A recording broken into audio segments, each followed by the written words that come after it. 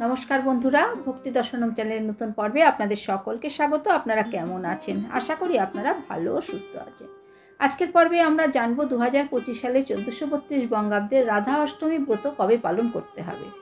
पंजिका मते राधा अष्टमी तिथि कखन शुरू हबे एबं कखन समाप्त हबे, राधा अष्टमी व्रत पालनेर सठिक समय, एई दिन पुजो करार शुभ समय कखन थाकते चलेछे, घरोया पद्धतिते किभाबे राधा अष्टमी व्रत पालन करबेन, राधा अष्टमी पूजोर सहज सरल पद्धति, एछाड़ा जानबो राधा रानीर प्रिय भोग कि एबं केन आमरा राधा अष्टमी व्रत पालन करब। सबटाई जानबो आजकेर पर्वे। भिडियोटी सम्पूर्ण देखार अनुरोध रइल। तार आगे बंधुरा एखोनो जारा भक्ति दर्शनम चैनलटिके सबस्क्राइब करेननि तारा चैनलटिके सबस्क्राइब करे पाशे थाका अल नोटिफिकेशने क्लिक करे देबेन परबर्ती भिडियोटी पाওয়ার জন্য। राधा अष्टमी हलो राधा रानीर आविर्भाव तिथि। भाद्र मासेर शुक्लपक्षेर अष्टमी तिथिते अनुष्ठित हय राधा अष्टमी व्रत।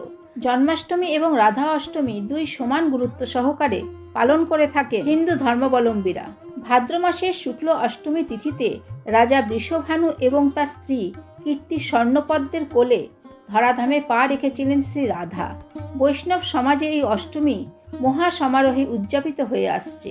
রাধা অষ্টমীর ব্রত পালনের বর্ণনায় বলা হয়েছে যে কোনো ব্যক্তি একবারের জন্য যদি এই ব্রত পালন করেন তবে তার কোটি জন্মার্জিত ব্রহ্ম হত্যাদি মহাপাপ সকলও তৎক্ষণাৎ নষ্ট হয়।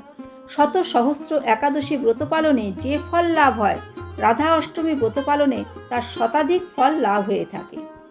এবার আমরা জেনে নেব 2025 সালে রাধা অষ্টমী ব্রত কবে পালন করতে হবে এবং রাধা অষ্টমী তিথির পূর্ণাঙ্গ সময়সূচি।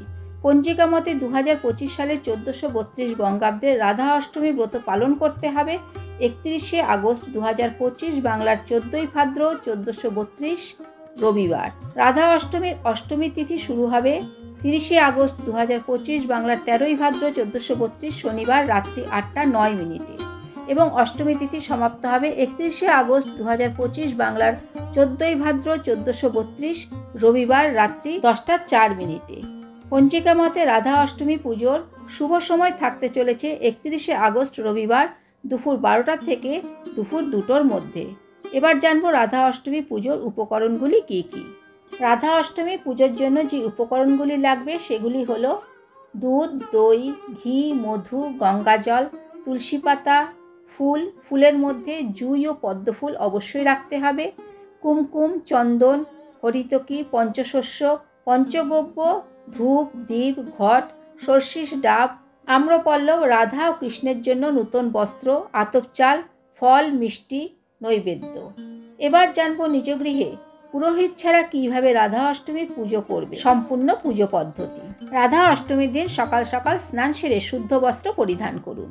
তারপর যেখানে পুজো করবেন সেই স্থানটি পরিষ্কার পরিচ্ছন্ন করে একটি কাঠের জলচৌকি পেতে তার উপর হলুদ রঙের কাপড় পেতে দিন। এই দিন রাধাকৃষ্ণের যুগল মূর্তিকেই পুজো করতে হবে, কারণ রাধারানী ও শ্রীকৃষ্ণকে আলাদা আলাদা পুজো করা যায় না। রাধাকৃষ্ণ হলেন এক আত্মা, যিনি দুটি দেহ ধারণ করেছেন। আপনি যদি পেতলের মূর্তিতে পুজো করেন, প্রথমে রাধাকৃষ্ণের যুগল মূর্তিকে পঞ্চামৃতে অভিষেক করে তারপর সুগন্ধির জল দ্বারা অভিষেক করে আসনে স্থাপন করতে হবে। পুজো আরম্ভ করার পূর্বে ধূপ দ্বীপ জ্বালিয়ে নিতে হবে। এরপর রাধাকৃষ্ণকে সুসজ্জিতভাবে সাজিয়ে নিন এবং কৃষ্ণের চরণে তুলসী পুষ্প নিবেদন করবেন এবং রাধারানীর চরণে পুষ্প অর্পণ করতে হবে। রাধা কৃষ্ণকে আপনার সাধ্য মতন নৈবেদ্য, ফল, মিষ্টি নিবেদন করুন। পুজো শেষে রাধা কৃষ্ণের আরতি করবেন। ধূপ, দীপ, পঞ্চপ্রদীপ সহযোগে রাধা কৃষ্ণের আরতি করুন। পুজো শেষে অবশ্যই রাধাষ্টমীর ব্রতকথা পাঠ করবেন, কারণ ব্রতকথা ছাড়া রাধা অষ্টমীর ব্রত একেবারেই অসম্পূর্ণ। এবার জানবো শ্রী রাধিকার প্রিয় ভোগগুলি কি কি। রাধারানীর অত্যন্ত প্রিয় ভোগ যেটি সেটি হলো দই আরবি। রাধারানীকে এই ভোগটি অবশ্যই নিবেদন করবেন। এরপর রাধারানীর পছন্দের যে ভোগগুলি সেগুলির মধ্যে হলো রাবড়ি, মালপোয়া, সিমুইর পায়েস, এছাড়া লুচি, সুজিও আপনি ভোগ হিসেবে নিবেদন করতে পারেন। যারা অন্নভোগ নিবেদন করবেন না তারা লুচি, সিমুইর পায়েস রাধারানীকে ভোগ হিসেবে নিবেদন করতে পারেন। তো বন্ধুরা, আজকের ভিডিওটি এই পর্যন্তই। আশা করছি ভিডিওটি আপনাদের ভালো লেগে থাকবে। ভিডিওটি ভালো লাগলে ভক্তি দর্শনম চ্যানেলটিকে সাবস্ক্রাইব করে সঙ্গে থাকুন। ভালো থাকবেন, সুস্থ থাকবেন। ধন্যবাদ।